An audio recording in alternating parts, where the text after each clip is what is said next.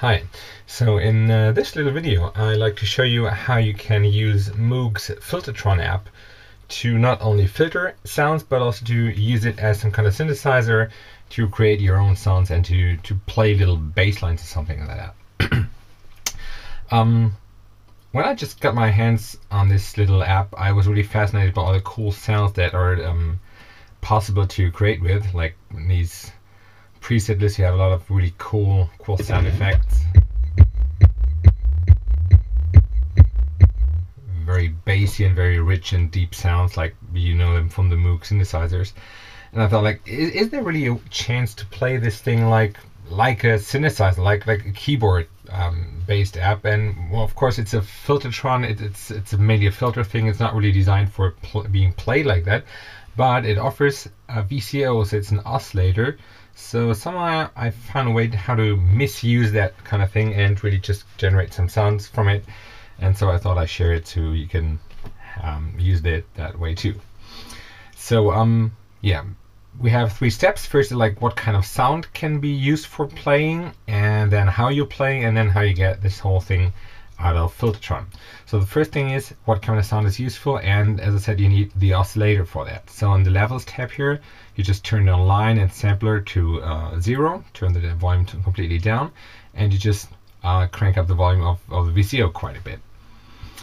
So we're going to use the VCO. So for that reason, we just switch to the VCO tab. And we can really pretty much ignore the frequency knob, because the frequency is determined by the note we're going to play later on.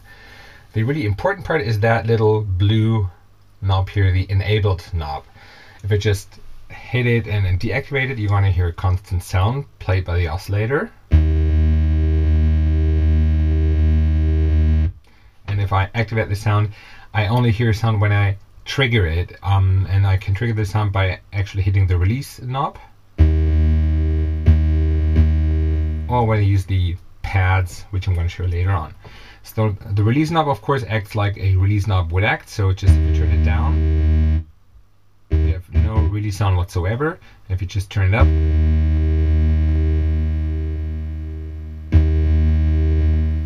the sound is going to fade out like you would expect it.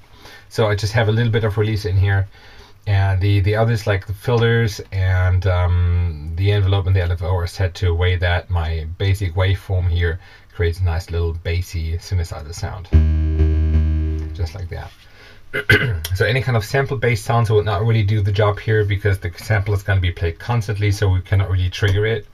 But yeah, you can just pretty much create anything you want with the amp and the delay and the filter and stuff like that.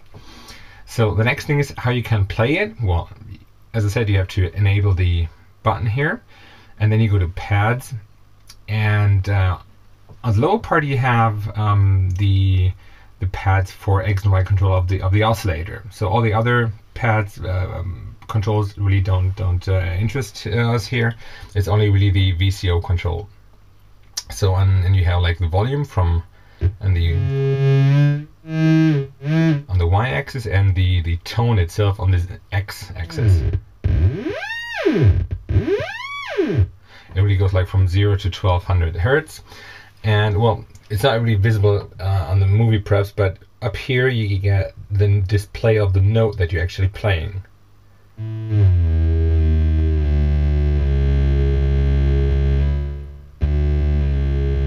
So that was actually a C2, C in the octave of 2. If I now hit the VCO tab again, you have this little lock that's now open. You're going to close it, and you see some kind of keyboard overlay in here. So now, at the left part of the screen, the C2 note is going to be played. And at the right part, it's 1 octave here, it's like the B2 note. Once again, volume set by the y-axis. But as you have that little display here of the keyboard, you can actually use it to play a little kind of bass melody, like.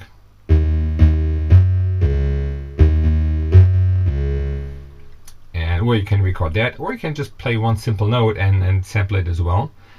So this is what I'm going to do. I'm going to turn down the release at the moment, so I don't have any kind of release here.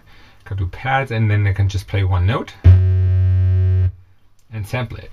And for that, I'm going to the sampler page. There's no sample loaded here. I hit record, go to the pads, play that one note. And I'm going to stop the recording here.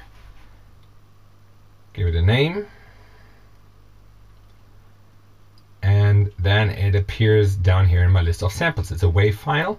And if I just hit it, you can see like this is the sampler with the note in the middle. And well, this is going to be filtered once again, so but don't worry, the original WAV file here is the original note that we played. So this is how you can resample it, and now the next step is to just get it out of Filtatron. For that, you have to go to the About tab, because there is the section Transfer Files. And if you hit that button, you're going to see settings display, which you have to enter in your computer to get access to the files in here. It's a bit of a shame that Moog Filtatron doesn't really support the pasteboard format, which allows you to copy and paste sounds and move between audio apps on the iPhone. Maybe they add it in a later version, hopefully. But for the time being, you have to just copy your file to your computer with that setting, and then you can use it in any other app to just import it again. I'm using Nano Studio as a main music making app, and I have NanoSync